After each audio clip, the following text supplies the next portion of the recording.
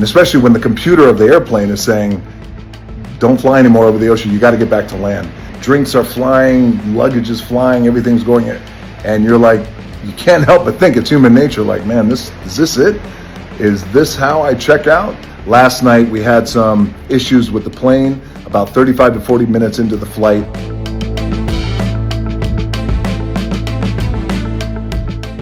Last night we had some issues with the plane about 35 to 40 minutes into the flight. The pilot comes back to me. He gets down on one knee and he faces me face to face, and it's just me on the plane, just me and the crew. And he says, Mr. Johnson, I'm sorry to inform you, but we cannot continue to fly over the ocean. We have a problem. We have to turn the plane around and we have to land back in Hawaii. You have my word, I will land you back safely on the island. And I so appreciate his demeanor. His name is Captain David. I appreciate his demeanor in that moment. And he explained to me what happened, and he said it was a hydraulics issue with overheating. And he said there are some issues that we could work out as we're in the air, and then there's some that we're not going to take a chance, especially over the ocean. And especially when the computer of the airplane is saying, don't fly anymore over the ocean, you got to get back to land. So I so appreciate the crew. I appreciate them getting us back to land safely. Appreciate God, the universe. I took this as a sign from God and the universe. And I wish, though, I was there in Houston, Texas.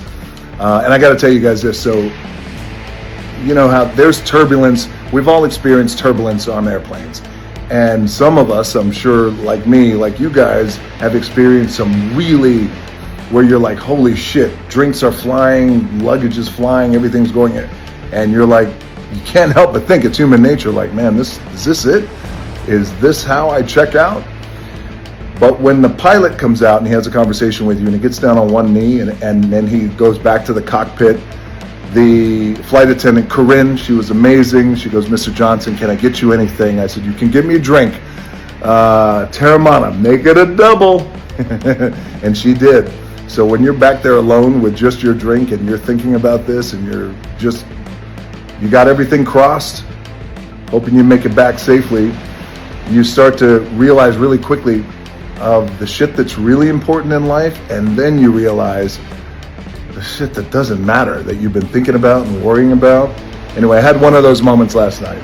Bottom line is, I'm grateful to be back on ground, grateful to be back home in Hawaii, super bummed I can't be there in Texas. To all the UFL players, coaches, but especially my players, you put your fingers in that dirt, man. You're on the grind. Take advantage of this opportunity in the UFL this spring. Grab this opportunity by the throat. To all my UFL players, grab this opportunity by the throat. Do not let it go. I want to see you kick ass. I want to see you show up. I want to see you win this spring season. And then I want to see you go on to the NFL this fall. And I want to see you kick ass in the league this fall too as well.